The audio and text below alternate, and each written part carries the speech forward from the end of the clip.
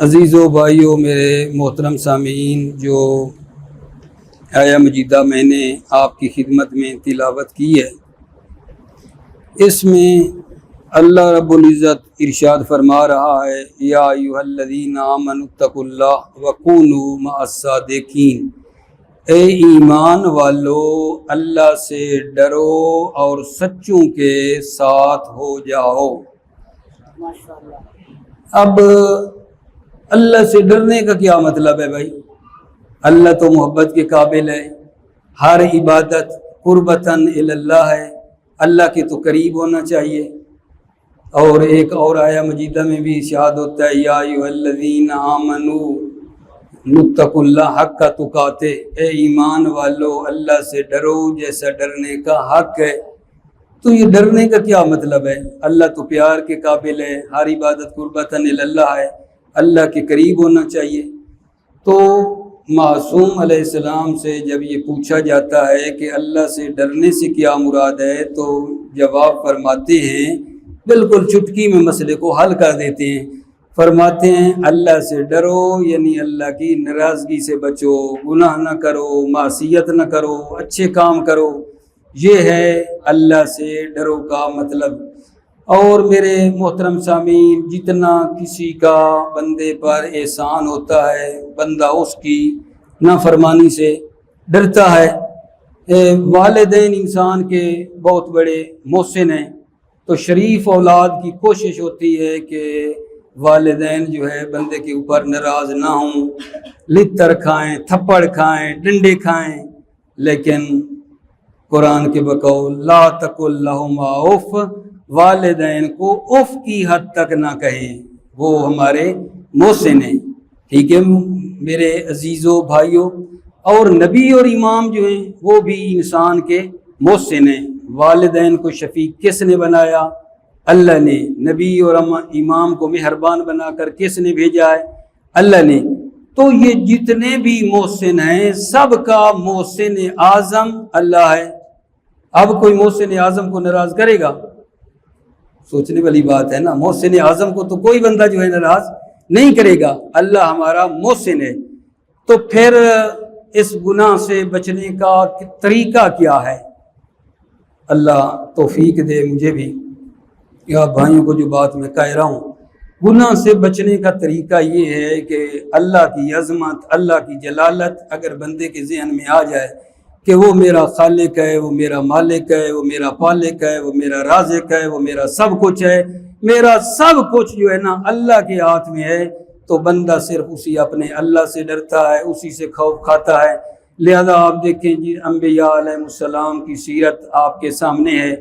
نمرود نے خدائی دعویٰ کیا اور حضرت ابراہیم علیہ السلام کو اس نے جھکانے کی کوشش کی، لیکن حضرت ابراہیم علیہ السلام جو بڑے موحد تھے جھکا نہ سکا۔ ایسے ہے یا نہیں؟ ایک بہت بڑی آگ روشن کی اور اس میں حضرت ابراہیم علیہ السلام کو ڈالا، لیکن اللہ کا حکم ہوا کہ میری آگ ٹھنڈی ہو جا۔ آگ ٹھنڈی ہو گئی اور بزرگان بیٹھے ہیں، بہت بڑے مقررین ہیں، ظاہر ہے ان کے سامنے پڑھتے ہوئے تھوڑا سا بندے کو جو ہے نا وہ رہتا ہے۔ مثلا ابھی میں نام نہیں لینا چاہتا ورنہ شاید جو ہے نا وہ تھوڑا سا ناراض ہو جائیں۔ بزرگان بیٹھے ہیں بہرحال۔ تو عزیزو، حضرت موسیٰ علیہ السلام فرعون کے مقابلے میں ڈٹ جاتے ہیں۔ فرعون خدائی دعویٰ کرتا ہے، لیکن حضرت موسیٰ علیہ السلام ڈٹ جاتے ہیں، اور اللہ تعالیٰ جو فرعونی تھے اور فرعون ان کو غرق کر دیا، اور موسیٰ علیہ السلام اور موسیٰ علیہ السلام کے جو ساتھی تھے ان کو اللہ نے بچا لیا۔ اسی طرح آپ اپنے وقت کی بہت بڑی طاقت یزید، اس نے حضرت امام حسین علیہ السلام کو جھکانے کی کوشش کی، لیکن کیا جھکا سکا؟ نہ جھکا سکا۔ سر داد نہ داد در دست یزید، سر دے دیا لیکن یزید کی بیعت نہیں کی۔ اب بات یہ ہے میرے عزیز، میرے بزرگ، میرے بھائیوں، کہ نہ میرے ماتھے پہ لکھا ہوا ہے نہ آپ کی پیشانیوں پہ لکھا ہوا ہے کہ فلاں بندہ متقی ہے۔ سوال تو بنتا ہے نا، متقی کی نشانی کیا ہے؟ یہ جو کہا جا رہا ہے اللہ سے ڈرو، اللہ سے ڈرو، تقوی اختیار کرو، تو اس کی نشانی کیا ہے؟ مولا امیر المومنین سے جب پوچھا گیا کہ تقوی کی نشانی کیا ہے، کسی بندے کو پہچاننا ہو یہ بندہ بڑا پرہیزگار ہے، تو معصوم علیہ السلام فرماتے ہیں اگر یہ دیکھنا ہو کہ بندہ فلانی بڑا پرہیزگار ہے تو یہ دیکھو جس چیز کا اللہ نے حکم دیا یعنی واجبات کو ادا کرے اور محرمات سے بچ جائے تو سمجھو یہ بندہ بڑا متقی ہے۔ دو چیزیں ہیں، زیادہ تو ہیں کوئی نہیں، واقعا اللہ سے دعا مانگنی چاہیے، میں بھی بول رہا ہوں، لیکن جو مقام عمل ہے نا، میرے بچے میرے بزرگوں سے تو درس ہے، بہت بڑا مشکل کام ہے۔ جو مقام عمل ہے نا، کہنا بڑا آسان ہے، ٹھیک ہے نا؟ تو لہٰذا واجبات کا بندہ پابند ہو جائے، محرمات سے بچ جائے تو وہ بندہ متقی ہے، یہی ہے۔ اور اسی طرح امام صادق علیہ السلام سے جب پوچھا گیا اللہم صلی علی محمد و آل محمد کہ متقی کی کیا نشانی ہے، تو فرمایا جس چیز کا اللہ نے حکم دیا ہے وہ بندہ وہاں حاضر نظر آئے، اور جس چیز سے اللہ نے روکا ہے اس سے بندہ غیر حاضر نظر آئے تو یہی بندہ پرہیزگار ہے، ٹھیک ہے نا؟ آپ طالب علم ہیں، اب میں آپ کو کہوں کہ جناب نا آپ لکھ کے دیں کس کس چیز کا اللہ نے حکم دیا ہے، کس کس چیز نے روکا ہے، آپ ایک بڑی لمبی چوڑی لسٹ مجھے بنا کے دے دیں گے خود ہی، ٹھیک ہے؟ جس چیز کا، اس کے اندر بہت چیزیں، جس چیز کا اللہ نے حکم دیا ہے بندہ وہاں حاضر نظر آئے، اور جس چیز سے اللہ نے روکا ہے وہاں بندہ غیر حاضر نظر آئے تو یہ بندہ بڑا پرہیزگار ہے۔ بات یقین کی ہے، یقین کی منزل پہ بندہ آ جائے نا، یقین ہو جائے بندے کو کہ میں جو بول رہا ہوں میرا جو اللہ ہے نا وہ اس بات کو نوٹ کر رہا ہے، دیکھ رہا ہے، اور میں جو عمل کرتا ہوں وہ عمل بھی اللہ میرا دیکھ رہا ہے، میں جہاں بھی کروں وہ میرا۔ اگر اس یقین کی منزل پہ بندہ آ جائے تو ہو ہی نہیں سکتا، معصوم فرماتے ہیں بندہ نا گناہ کرے، یقین جو ہے نا، یقین یہ اللہ کرے یار، دعا کرے، یقین بندے کو آ جائے۔ آگئے حجت ہیں مدرسہ حجتیہ قبلہ عاقل جعفری صاحب تشریف فرما ہے، ٹھیک ہے؟ آپ بچے بھی جو جائیں گے نا اور جو بزرگان گئے ہیں وہ دیکھ کے آئے ہیں، مدرسہ حجتیہ آگئے حجت نے بنایا تھا، ان کا وہاں کمرہ ہے ایک سائڈ پہ مسجد حجتیہ اور ان کا مقبرہ ہے ساتھ حجتیہ۔ تو آگئے حجت سے کسی نے پوچھا آغا شما غیبت نمی کنی، شما جو ہے نا کسی کی غیبت نہیں کرتے ہو، تم کسی کی برائی بیان نہیں کرتے ہو، یہ نہیں کرتے، ٹھیک ہے؟ کہا یہ جو ہے نا زہر ہے، زہر تو جی فرما رہے ہیں یقین ہے نا، زہر ہے۔ کوئی زہر کھاتا ہے؟ کوئی اپنے سر کو آگ لگاتا ہے؟ کوئی نہیں۔ تو وہ بزرگان اس کر رہے ہوتے ہیں کہ یہ واقعاً اس کے اندر گندگی ہے، بدبو ہے، گناہ زہر ہے۔ لہذا آپ دیکھیں کہ جب کوئی گندا نالا گندا کوئی چیز گزر رہی ہوتی ہے اور آپ گاڑی سے جا رہے ہوتے ہیں تو پتہ ہی کیا کرتے ہیں، گندا نالا جہاں تک رہتا ہے ایسے کر کے اوپر کر کے چلتی ہے، ٹھیک ہے یا نہیں؟ تو وہ حس کرنے والوں کو پتہ چل جاتا ہے اس گندگی کا، ٹھیک ہے نا؟ تو یہ گناہ تو واقعاً ایک گندگی ہے، یہ ایک نجاست ہے۔ کوئی نجاست کھاتا ہے؟ کوئی نہیں کھاتا۔ بات ساری یقین کی ہے، بس اللہ سے یقین مانگتے ہیں اور آگے بڑھیں آپ کی خدمت میں۔ اے ایمان والو اللہ سے ڈرو، وَكُونُوا مَعَ الصَّادِقِينَ، اور سچوں کے ساتھ ہو جاؤ۔ اگر آپ اجازت دیں تو میں آپ کو سچوں کا تعارف نہ کروا دوں؟ اگر آپ چاہتے ہیں تو سارے مل کر نہ صلوات پڑھیں محمد اور آل محمد صلی اللہ علیہ محمد۔ اچھا، قبلہ حجت الاسلام والمسلمین عمران بھائی تشریف فرما ہیں، قبلہ عاقل جعفری صاحب قبلہ بیٹھے ہوئے ہیں۔ میری سمجھ میں تو یہ بات آ رہی، شاید طالب علم ہونا، شاید یہ بھی ایک حکمت ہے جو کہا گیا نا، اے ایمان والو اللہ سے ڈرو اور سچوں کے ساتھ ہو جاؤ۔ یہ جو ترتیب ہے نا، سیٹنگ، اس میں بھی یہ ہے، یعنی پہلے متقی بنو پھر سچوں کے ساتھ ہو جاؤ۔ اگر متقی بنو گے تو سچوں کا ساتھ دو سکو گے، سچوں کے ساتھ بن سکو گے۔ اگر متقی نہیں بنو گے تو سچوں کا ساتھ ہی نہیں دے پاؤ گے۔ یہ جو ایک ترتیب ہے نا اس میں بھی یہی ہے۔ اچھا پھر میں طالب علم ہوں نا، میں سوال جواب بڑے کرتا ہوں۔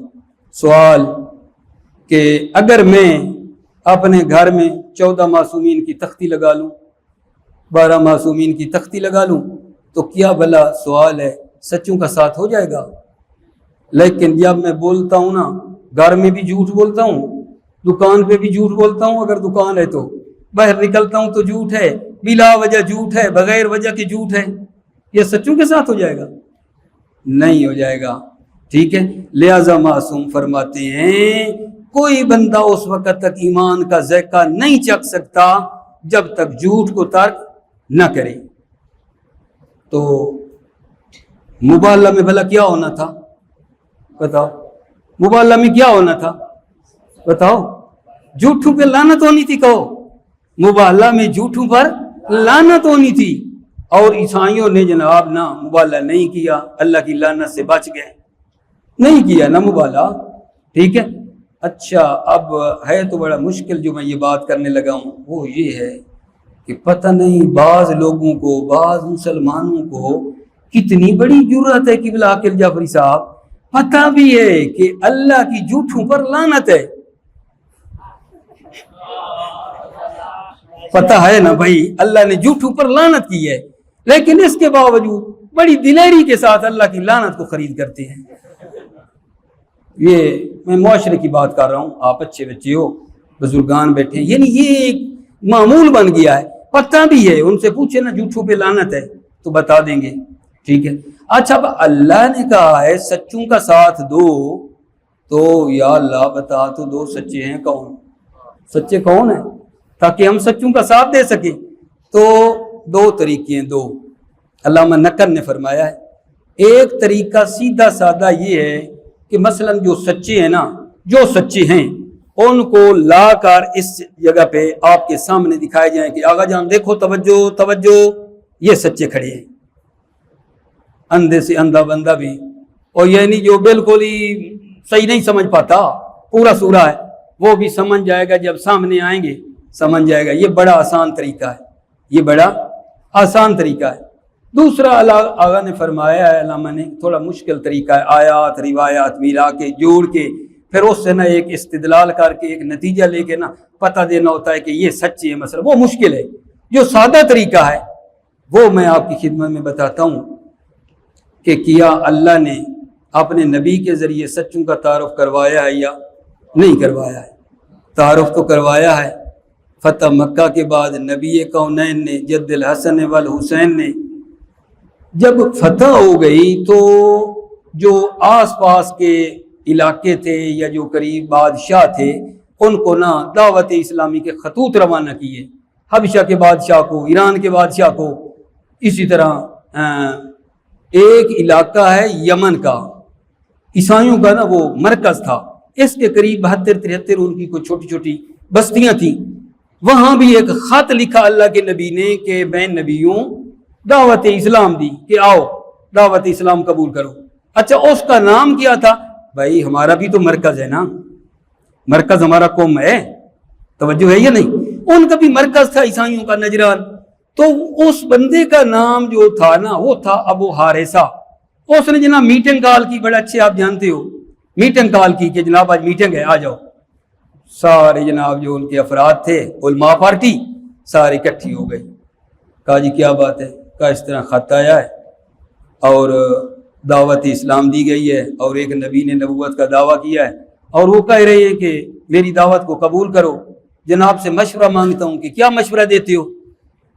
انہوں نے کہا جناب بات مذہبی ہے، لڑنے جھگڑنے کی ضرورت ہی کیا ہے، کیوں ہم لڑیں جھگڑیں، جاتے ہیں جا کے تحقیق کر لیتے ہیں، پتہ چل جائے گا، اگر وہ تحقیق کے مطابق پورے اترے تو ٹھیک، ورنہ جناب جو میٹنگ پھر فیصلہ کر لے گی، توجہ ہے، جو پھر میٹنگ ہماری فیصلہ کرے گی پھر اس کے مطابق چل پڑیں گے۔ انہوں نے کہا ٹھیک ہے، تقریباً 60 بندہ یا 70 بندہ جناب یہ چلے، بڑی توجہ چاہتا ہوں، میری بات ضائع نہیں ہونے دینی، آپ ہمیشہ میرے جو ہے نا اور ان باتوں کے قدردان ہیں، مجھے پتہ ہے آپ کا، ٹھیک ہے۔ اچھا جب وہ قافلہ چلا 60-70 بندوں کا چلا تو ابو الحارثہ ابو حارثہ کا جو گھوڑا تھا نا وہ تھا آگے آگے، اور اس کے بھائی نے گھوڑے کی لگام پکڑی ہوئی تھی۔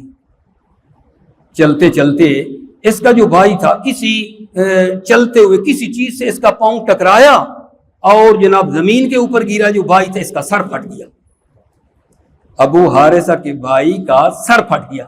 جب سر پھٹا تو اس نے نہ زیبا کلمات نبی کریم صلی اللہ علیہ وآلہ وسلم کے بارے میں کہے۔ تو یہ جو ابو حارثہ تھا اس نے بھائی کو کہا اللہ تیری زبان بند کرے، اللہ تیرا منہ توڑے، زبان بند کر، کیا کہہ رہا ہے؟ نہ زیبا کلمات، کیوں کہہ رہا ہے نبی کے بارے میں؟ کہتا ہے جی کیا کروں، نہ ان کا خط آتا، نہ جانا پڑتا، نہ میں گرتا، نہ میرا سر پھٹتا۔ اور جو نہیں فرما رہے، یہ سارا انہی کی وجہ سے ہوا ہے، نہ وہ سارا کچھ ہوتا تو نہ یہ کام ہوتا۔ کہا اچھا اورا کریے، قریب آ، کان میرے قریب کر۔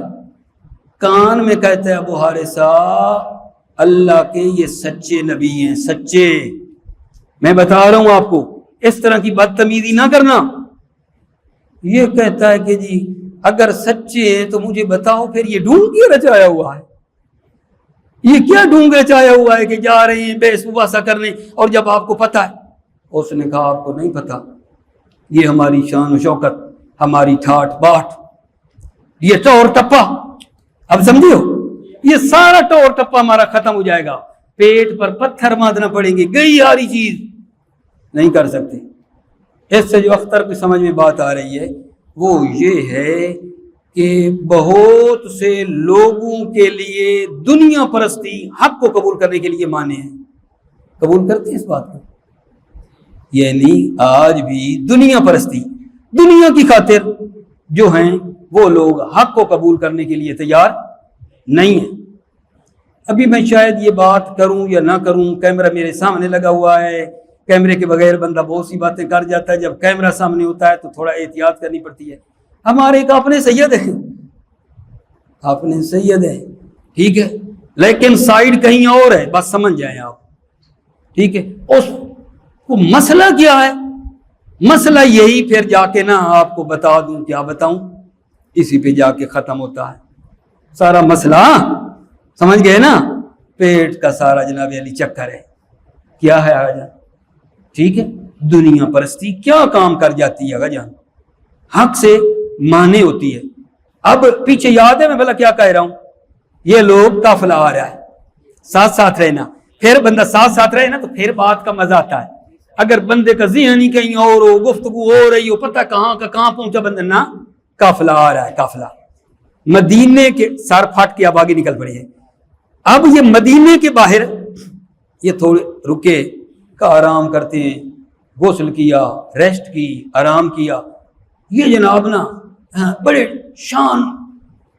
شان کے کپڑے لائے تھے، ریشم کے کپڑے، سونے چاندی کی انگوٹھیاں، اور کئی جناب علی جو تھے نا پٹے، وہ کوئی سونے کی جناب علی پٹے باندھنے کے لیے بڑی بلاخر ٹھاٹ واٹ کے ساتھ جو ہے جناب آئے، انہوں نے تیاری کی، سونے چاندی کی انگوٹھیاں اور ریشم کے کپڑے اور بڑے جناب علی رنگ روغن کے ساتھ آگے چلے۔ مسجد نبوی میں جب آئے، اللہ کے نبی کے پاس آتے اللہ کے نبی نے دیکھا، رخ ہی موڑ لی اللہ کے نبی نے۔ انہوں نے کہا پتہ نہیں یار مسئلہ کیا ہے، ادھر سے تبدیلی تو دوسری سائڈ پہ آ گئے، دوسری سائڈ پہ آئے تو اللہ کے نبی نے پھر رخ موڑ لیا۔ جب یہ بات ہوئی نا تو ان کو کہا یار مسئلہ کوئی نا، یہ لگتا ہے کوئی عمدن بات ہے، یہ ایسے نہیں۔ پوچھنا شروع کیا صحابہ کرام سے کہ ہم تو تمہارے نبی کے بڑے چرچے سنتے تھے جناب، کہ بڑے اخلاق کے مالک ہیں، یہ کیا ہے، ہمیں بلایا ہے اور رخ ہی نہیں کر رہے ہیں ہماری طرف۔ بڑی توجہ، بڑی توجہ۔ صحابہ کرام فرماتے ہیں جناب ہیں تو خلق عظیم کے مالک پر یہ وجہ ہم نہیں بتا سکتے، وجہ نہیں بتا سکتے۔ جناب سلیمان نے دیکھا، ابو حارثہ کا ہاتھ پکڑا، کہا میں تمہیں اس دروازے پہ لے چلتا ہوں جہاں کائنات کی مشکلیں حل ہوتی ہیں۔ اللہ اکبر۔ اس کا ہاتھ پکڑ کر مولا علی کے در پہ مولا علی آئے، کہا یہ جو آئے ہیں نا یہ محمد صلی اللہ علیہ وآلہ وسلم کے مزاج کو بڑا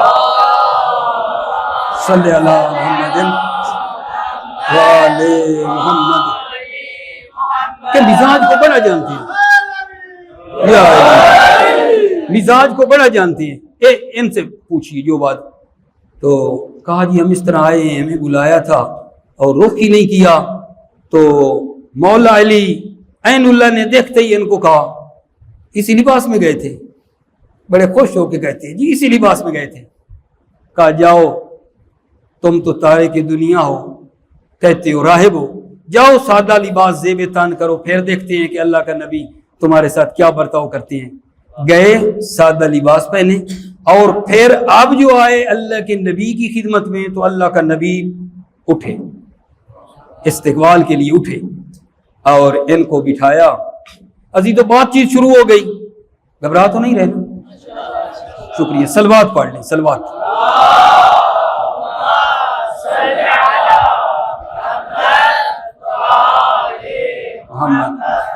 بات چیت جناب شروع ہو گئی، ہوتی رہی بات اس جگہ کے اوپر آ کے رک گئی کہ جناب عیسیٰ کے بارے میں بتائیے، اللہ کا بیٹا مانتے ہیں یا نہیں؟ اللہ کے نبی نے فرمایا وہ تو اللہ کے بندے ہیں، بیٹے نہیں ہیں۔ ضد کر گئے، جب ضد کر گئے تو آیا مجیدہ آ رہی ہے کہ ان کو بتاؤ کہ حضرت عیسیٰ علیہ السلام کی جو مثال ہے وہ جناب آدم جیسی ہے، تم حضرت عیسیٰ علیہ السلام کو اللہ کا بیٹا کیوں مانتے ہو؟ کہتے ہو کیونکہ اس کا باپ نہیں ہے، جس کا باپ نہیں اس کا اللہ باپ ہے۔ یہ ان کا نا نظریہ یہ تھا، جس کا باپ نہ ہو اس کا اللہ باپ ہوتا ہے، یہ نظریہ لے کر آئے تھے۔ آیت اتری کہ حضرت عیسیٰ علیہ السلام کی مثال حضرت آدم علیہ السلام جیسی ہے۔ او بھائی حضرت عیسیٰ علیہ السلام کی ماں تو ہے، باپ نہیں ہے، حضرت آدم علیہ السلام کی نہ ماں ہے نہ باپ ہے، اور تمہارا عقیدہ ہے کہ حضرت آدم جو ہے نا اللہ کے بیٹے نہیں ہیں، مانتے ہیں، تو اس کے بارے میں تم اب بتاؤ۔ اچھا اب بھی اڑ گئے، نہیں مانے۔ جب اب بھی نہیں مانے تو پھر ایک آیا مجیدہ آگے آ رہی ہے کہ ان کو دعوت دے دو مباہلے کی، کہہ دو ہم اپنے بیٹے لاتے ہیں تم اپنے بیٹے لے کر آؤ، ہم اپنی عورتیں لے کر آتے ہیں تم اپنی عورتیں لے کر آؤ، ہم اپنی جانوں کو لے کر آتے ہیں تم اپنی جانوں کو لے کر آؤ، اور پھر آؤ جھوٹوں پر لعنت کرتے ہیں۔ اگلے دن ہوا جناب اللہ کے نبی جناب چلنے لگے، چلنے کا انداز دیکھو، جو آئے مجیدہ کا انداز ہے نا وہی انداز ہے۔ اللہ کے نبی نے امام حسین علیہ السلام کو جناب علی اوپر اٹھایا گودی میں، امام حسن علیہ السلام کی انگلی کو پکڑا ہے، اور پیغمبر کے پیچھے جناب سیدہ ہیں اور سیدہ کے پیچھے مولا علی، یہ جناب چلتے ہوئے ادھر آ رہے ہیں جہاں وہ جگہ بنی ہوئی تھی جہاں یہ لہن ہونی تھی۔ اچھا ان کا ایک بندہ جو میں پیچھے آپ کو سناتا آ رہا ہوں نا پیچھے رہ گیا ہوا تھا، یہ جب پیچھے پہنچا ادھر تو اس دن اس نے دیکھا کہ آج بادل چھائے ہوئے ہیں، تو یہ ابو الحارثہ کو کہتا ہے، وہ بندہ جانتا تھا کوئی بڑا عالم تھا، اس نے کہا یہ بادل نہیں ہے، ان کے اندر عذاب ہے، یہ جو آج بادل دیکھ رہے ہو نا ان بادلوں کے اندر عذاب چھپا ہوا ہے، خبردار مباہلہ نہ کرنا مر جاؤ گے۔ تو ادھر سے جناب علی جب اللہ کا نبی اپنے ساتھیوں کے ساتھ جب گئے تو پوچھا کہ یہ کون ہے، اللہ کے نبی نے بتایا، تو انہوں نے آگے بڑھ کر کہا جناب ہم معافی مانگتے ہیں، ہم مباہلہ نہیں کرتے ہیں، ہم جو ہے نا فدیہ دیتے ہیں، ہم جزیہ دیتے ہیں۔ ڈر گئے، ٹھیک ہے۔ اور ان کے ایک راہب نے کہا تھا کہ میں ایسے چہرے دیکھ رہا ہوں، اللہ اکبر، پکی سچی روایت ہے، میں ایسے چہرے دیکھ رہا ہوں کہ اگر یہ پہاڑ کو کہیں نا اپنی جگہ سے ہٹ جا تو پہاڑ اپنی جگہ چھوڑ دے گا، خبردار مباہلہ نہ کرنا، مر جاؤ گے، کوئی عیسائی باقی نہیں رہے گا۔ تو علامہ نقن کا یہ جملہ ہے، علامہ نقن فرماتے ہیں کہ یہ جو عیسائی نے دیکھے تھے چہرے، کیسے چہرے دیکھ رہا ہوں، کس چہرے پہ نظر پڑی تھی؟ تو علامہ نقن فرماتے ہیں حضرت امام حسین علیہ السلام کو جو پیغمبر نے گودی میں اٹھایا ہوا تھا نا، پہلی نگاہ جو پڑی تھی اس کی امام حسین علیہ السلام کے چہرے پہ نظر پڑی، اور فرمایا ایسے چہرے دیکھ رہا ہوں کہ اگر مباہلہ کرو گے تو کوئی عیسائی باقی نہیں رہے گا۔ صلوات پڑھیں، اللہ اکبر، یا رسول اللہ،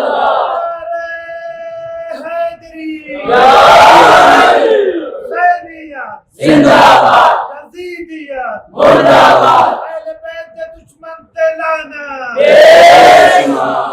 والے محمد صلوات اللہم صلی علی محمد وآل محمد. ایک مرتبہ قبلہ آغا عمران صاحب قبلہ تشریف لائے ہیں. صلوات پڑھیں محمد اور اہل بیت کی ذات. اللہم صلی علی محمد وآل محمد. آغا کا شکریہ، لطف فرمایا، تشریف لائے. آغا جان توجہ فرماؤ. ابھی دیکھا آپ نے سچوں کا تعارف، یہ ہیں سچے. اچھا اللہ کا نبی اگر اکیلے دعا مانگتے برباد نہ ہو جاتے؟ کیا خیال ہے؟ ہو جاتے نا. اللہ کا نبی جو ہے مولا علی کو لیا، جناب سیدہ کو لیا، امام حسن اور امام حسین علیہ السلام کو لیا، یہ بتانے کے لیے کہ یہ سچے ہیں اور جو ان کے مقابلے میں آئے گا وہ ہیں جھوٹے. پیغمبر سچے، پیغمبر کے مقابلے میں آنے والا جھوٹا. سیدہ جناب فاطمہ سلام اللہ علیہ سچی، مقابلے میں آنے والا جھوٹا. مولا علی سچے، مقابلے میں آنے والا جھوٹا. امام حسن علیہ السلام سچے، مقابلے میں آنے والا جھوٹا.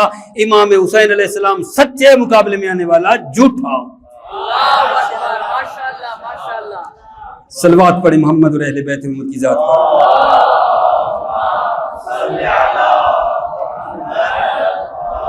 وآل محمد. اب آپ دیکھو کہ اہل بیت سے یہ ہیں سچے.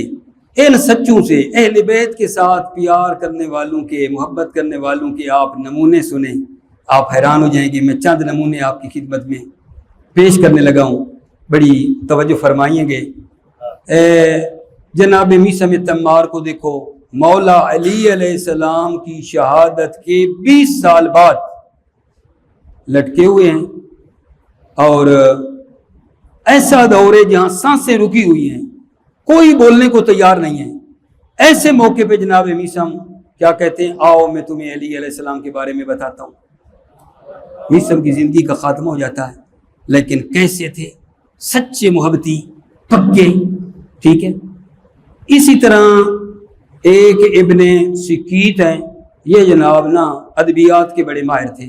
ابن سکیت ادبیات کے بڑے ماہر تھے.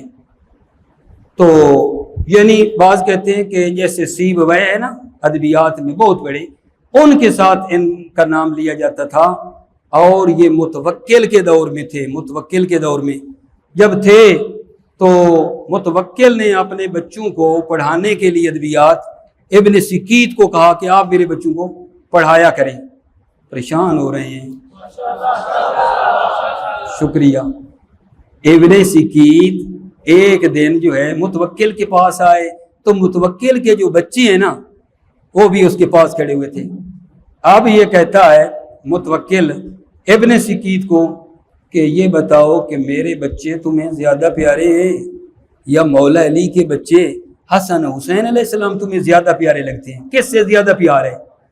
ابن سکیت جو اتنے دنوں سے چپ چپ آ رہا تھا، چپ چپ آج بولا. اس کے خون نے جوش مارا اور کیا کہتا ہے تو؟ کہتا ہے مجھے اللہ کی قسم ہے مولا علی کا غلام کمبر تجھ سے اور تیرے بیٹوں سے افضل ہے. پھر آپ جانتے ہیں حکومت کے پاس اور کیا ہوتا ہے. ابن سکیت کو مار دیا گیا، اس کی زبان کو کاٹ دیا گیا، لیکن تھے پکے. مولا علی نا جو اپنے ماننے والے ہوتے تھے ان پر حد جاری کرتے تھے، اور وہ مجال اتنے کی یار پکے تھے. ٹھیک ہے نا. تھوڑا سا بھی آپ دیکھ لیں، تھوڑا سا بھی کوئی سختی برداشت نہیں کر پاتا. کوئی سچی بات بھی ہو سمجھائیں تو منہ بنا جاتے ہیں، قبول کریں یا نہ کریں. سچی بات سمجھاتے ہوئے کسی کو قبلہ ہے یا نہیں، سامنے والا وہ کہتے ہیں نا سچی دیاں مرچاں ہے یا نہیں، مرچاں تو وہ نا. لیکن کتنے لوگ تھے جن پر مولا علی حدیں جاری کر دیتے تھے، لیکن وہ جناب پیچھے نہیں ہٹتے تھے. ایک ماننے والے پر اس نے کوئی چوری کی، مولا علی نے اس پر حد جاری کی، اور اس کا جب ہاتھ کاٹا تو اس نے کٹا ہوا ہاتھ لے کر بڑا ایک خارجی نے نا پڑھ کر کہا آج استفادہ کرتا ہوں، علی کے خلاف آج اس کو ابھرتا ہوں. کہتا ہے دست تیرا کی برید، تیرے ہاتھوں کو کس نے کاٹا؟ یہ کہتا ہے مولا علی نے میرے ہاتھوں کو کاٹا۔ تو کہتا ہے وہ تمہارے ہاتھ کاٹتا ہے، تم علی کے فضائل پڑھ رہے ہو۔ کہا میں جانتا ہوں مولا علی نے جو کام کیا ہے وہ حق کے ساتھ کیا ہے، حق بنتا تھا۔ کہا میں علی کی محبت رچ بس چکی ہے، اس لیے میں ایک جملہ عرض کرتا ہوں، مولا علی اس لیے فرمایا کرتے ہیں کتنا یار ناز ہے اللہ اللہ، آپ جیسے لوگوں پر، ماننے والوں پر مولا علی کو ناز کتنا ہے۔ فرماتے ہیں اگر میں تلوار لے کر مومن کی ناک پہ رکھوں اور رگڑ کے کہوں مجھ سے بغض رکھ، تو وہ مجھ سے بغض نہیں رکھے گا، اور محمد والے بغض نہیں رکھے گا۔ اللہ اکبر، محمد آلِ محمد۔ اور اگر میں منافق کے آگے مال کا انبار لگا دوں اور اسے یہ کہوں مجھ سے محبت کر، تو مجھ سے محبت نہیں کرے گا۔ علی کو اپنے ماننے والے پہ ناز ہے، اور انہوں نے بھی ہاتھ کٹوا دیے لیکن نہیں چھوڑا۔ ایسے ایسے لوگ تھے۔ خود پیغمبر اکرم صلی اللہ علیہ وآلہ وسلم کو آپ دیکھ لیں، صلوات پڑھیں، صلی اللہ محمد وآل محمد۔ جناب جنگ تبوک میں جاتے ہوئے ایک بندہ چھوڑ گیا، اللہ کے نبی کو کہا گیا جی ایک بندہ چھوڑ گیا ہے۔ کہا نہیں کوئی بات نہیں، خیر ہے، اگر کوئی خیر ہے تو آ جائے گا ورنہ کوئی بات نہیں۔ دوسرا بندہ رستے میں پھر چھوڑ گیا، اللہ کے نبی کو بتایا گیا، فرمایا اگر کوئی اس میں مصلحت ہے تو گیا، ورنہ اگر آنا ہو تو آ جائے گا۔ توجہ فرمانا، کچھ دیر گزری تھی کہ جناب ابو ذر، توجہ فرما رہے ہیں، اس کا جو اونٹ تھا نا وہ بھی جناب پیچھے رہ گیا۔ ویسے نہیں کمزوری کی وجہ سے کہ بھائی وہ نا دل کمزور ہو گیا تھا، آنا نہیں چاہتے تھے، نا اونٹ کمزور تھا اور لانگے رونے کی وجہ سے جناب پیچھے رہ گئے۔ اب دیکھو جناب ابو ذر کریں تو کیا کریں، اونٹ کو چھوڑ دیا ادھر ہی، جو تھوڑا بہت سامان تھا اس کو پوشت پہ پیچھے رکھا اور آ رہے ہیں، پیاس لگی ہوئی ہے، قربان جاؤں نبی کے عاشقوں کے اوپر صلی اللہ علیہ وآلہ وسلم پہ۔ پہاڑ کے دامن میں تھوڑا سا پانی دیکھا، تھوڑا سا چکھا، بڑا میٹھا، نہیں پیا، پانی کو بھی اٹھایا اور چلتے چلتے چلتے دور سے قافلے والوں نے دیکھا کہ ادھر سے کوئی لگتا ہے آ رہا ہے، کہا شاید ابو ذر، وہی ہوا جناب ابو ذر ہیں۔ چلتے چلتے جب قریب پہنچے نا تو اتنے کمزور پڑ چکے تھے، گر گئے جناب ابو ذر۔ اللہ کے نبی فرماتے ہیں پانی دو جناب ابو ذر کو۔ جب پانی سامنے لایا گیا تو جناب ابو ذر فرماتے ہیں آب ہمراہ دارم، توجہ فرما رہے ہو، آب ہمراہ دارم، یعنی پانی میرے ساتھ ہے۔ پیغمبر فرماتے ہیں ابو ذر آب ہمراہ داشتی و نہ نوشیدی، پانی ساتھ تھا اور نہیں پیا۔ کہا میں نے پانی کو چکھا، بڑا میٹھا تھا، میں نے کہا میرے پینے سے پہلے اللہ کا نبی پیے، میرا محبوب پیے۔ ٹھیک، کیسے تھے لوگ یار، نہیں پیا پانی جب تک اللہ کے نبی نے پانی نہیں پیا۔ یہ تھے، یہ لوگ تھے، اللہ سے دعا مانگے۔ جناب بلال کو دیکھو کیا کرتے تھے لوگ، گلے میں رسی ڈال کر چلتے تھے، مارتے تھے، لیکن جناب بلال کی آوازیں آتی تھیں احدن احدا احدن احدا، ٹھیک ہے نا۔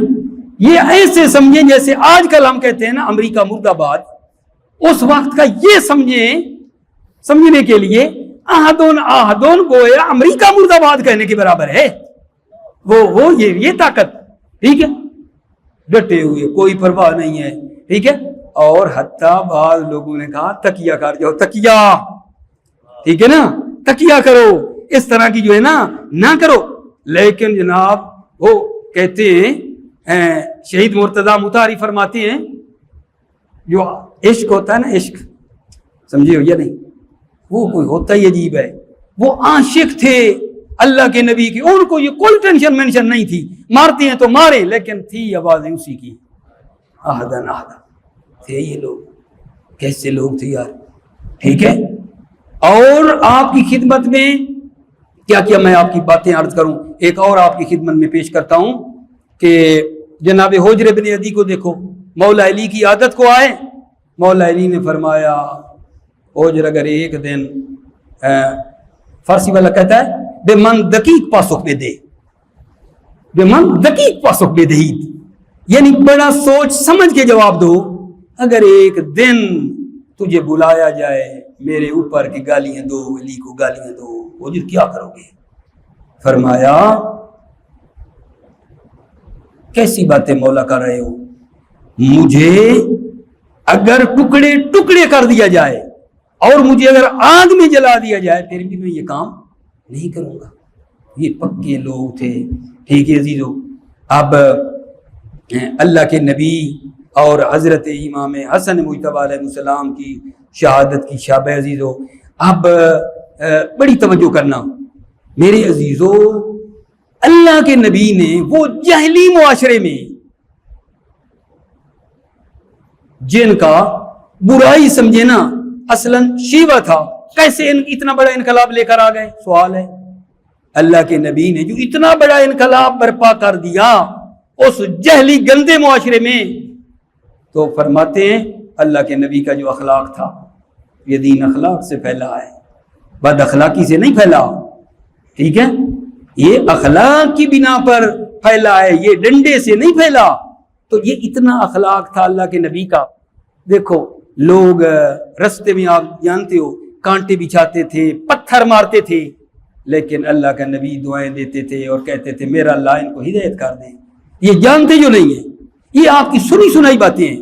اللہ کا نبی جب آتے تھے تو وہ آپ نے نہیں سنا ہوا کہ کوئی بوڑھی عورت تھی جو رستے میں کیا کرتی تھی؟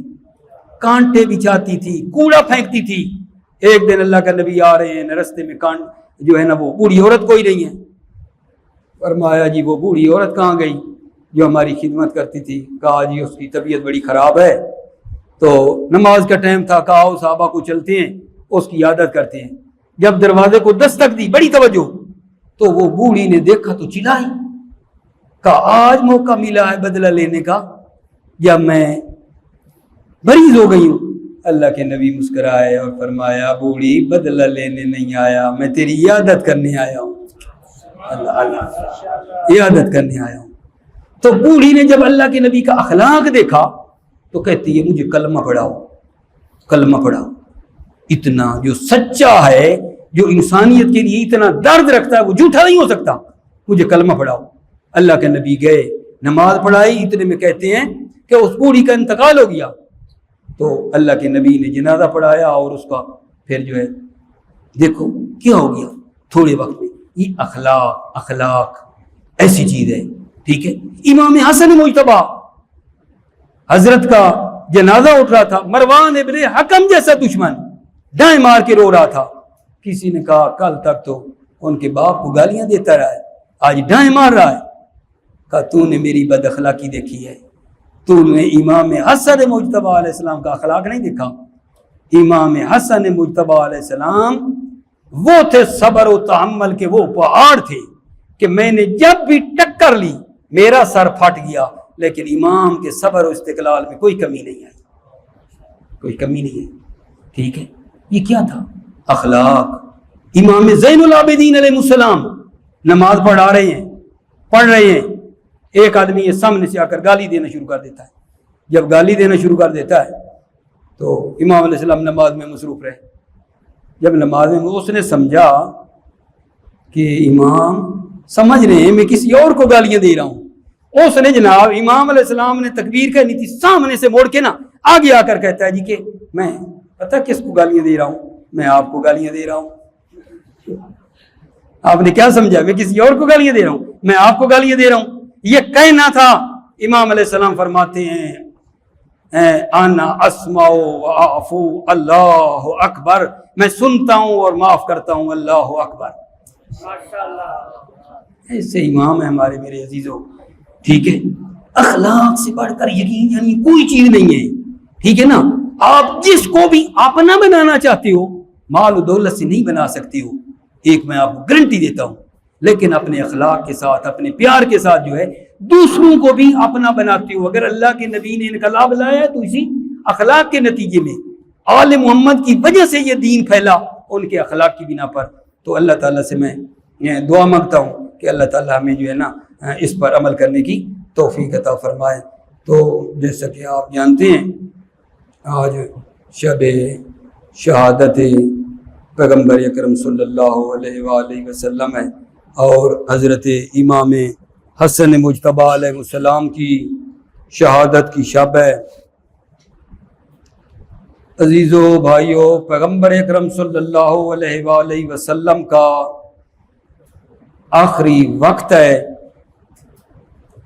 یا دروازے پر ملک الموت نے آ کر آواز دی۔ جب ملک الموت نے دروازے پہ آ کر آواز دی تو جناب سیدہ کی آنکھوں میں آنسو آ گئے۔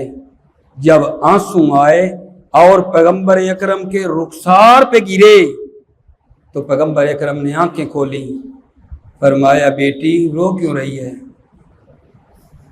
کہا بابا کوئی دروازے پہ ہے جو بار بار اجازت مانگ رہا ہے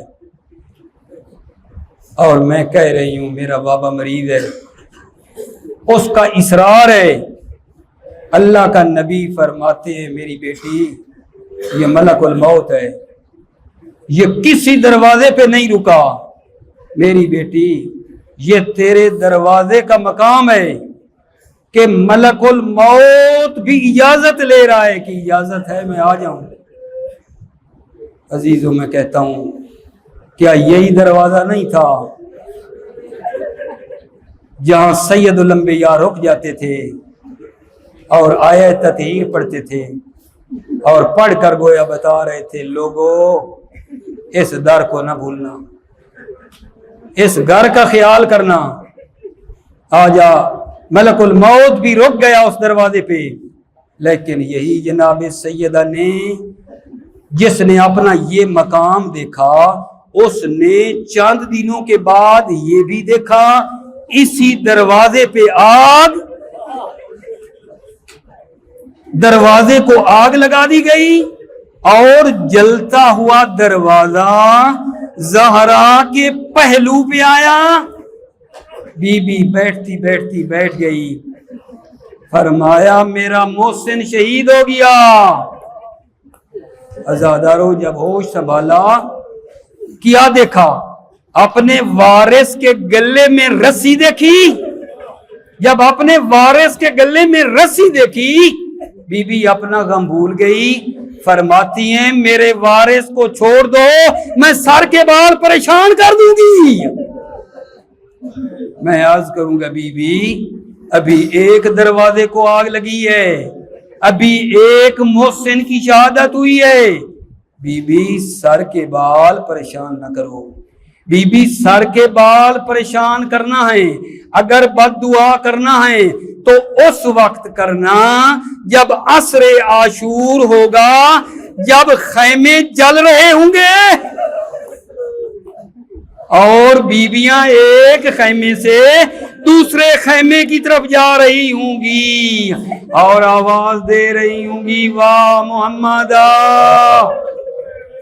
عرض کروں گا بی بی اگر بد دعا کرنی ہے اس وقت کرنا جب میدان کربلا سے یہ آواز آئے اللہ قتل الحسین بے کربلا، اللہ ذبح الحسین بے کربلا۔ بی بی بد دعا کرنا ہے تو اس وقت کرنا۔ عزادارو پیغمبر دنیا سے جا رہے ہیں، بیٹی ساتھ موجود ہے، بیٹی نے باپ کی آخری خدمت کی۔ عزادارو سیدہ نے باپ کا جنازہ اٹھتا بھی دیکھا ہے، باپ کی قبر بھی دیکھی ہے، لیکن عزادارو میں اس بیٹی کے بارے میں کیا کہوں جو باپ کے سرہانے نہ آ سکی۔ جب شام غریباں باپ کے پاس آئی تو عزادارو تماچے کھائے، اور جب کربلا سے چلی تو باپ کی لاش گرم ریت کے اوپر باپ کا جنازہ چھوڑ کر چلی اور پھر شام کے زندان میں سو گئی، حتیٰ کہ باپ کی قبر بھی نہ دیکھی۔ عزادارو آج امام حسن مجتبی کو بھی زہر مل گیا. عزادارو جناب قاسم اور حضرت عبداللہ یتیم ہو گئے. امام حسین بے سہارا ہو گئے. جناب سیدہ زینب بھائی سے جدا ہو گئی. جنازہ تیار ہوا. امام حسین علیہ السلام نے اپنے بھائی کی وصیت کے مطابق جنازہ قبر رسول کی طرف لے کر چلے. کیا بتاؤں عزیزو، ظالموں نے تیر برسائے. امام مجتبی کے جنازے پہ تیر لگے. سمجھ نہیں آتی بھائی نے کیسے یہ برداشت کیا ہوگا، لیکن بھائی کا جنازہ لا کر جنت البقیع میں دفن کر دیا. عزادارو امام حسن مجتبی کی شہادت پر امام حسین علیہ السلام روئے، غم منایا. لیکن مجھے نہیں ملا کہ کہیں کہا ہو میری کمر ٹوٹ گئی. شاید مصلحت یہ ہو ابھی میرا عباس زندہ ہے.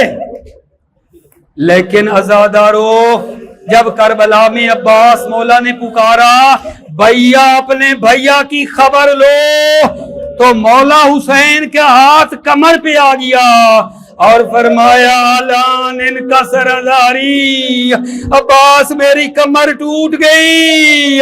عباس دشمن تانے دے رہے ہیں، تمہارا علمدار کہاں ہے، تمہارا وفادار کہاں ہے. عزادارو سنو گے وہ ماں کیا کرے آج جس کا بچہ یتیم ہو گیا. لیکن میں عرض کروں گا بی بی آج تسلی دینے والے موجود ہیں.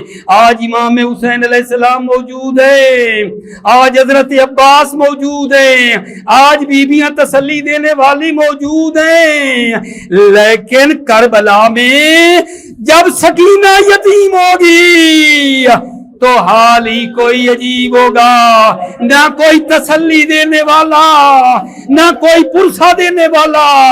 گھر میں رہے تو خیمہ میں آگ ہے، نکلنا چاہے تو دامن میں آگ. گھبرا کر باپ کے پاس تو تازیاں نے. شاید بی بی کہہ رہی ہوگی بابا خیموں میں آگ لگ گئی، بابا چادریں چھن گئی. وَلَعْنَةُ اللَّهِ عَلَىٰ أَعْدَائِهِمْ أَجْمَعِينَ.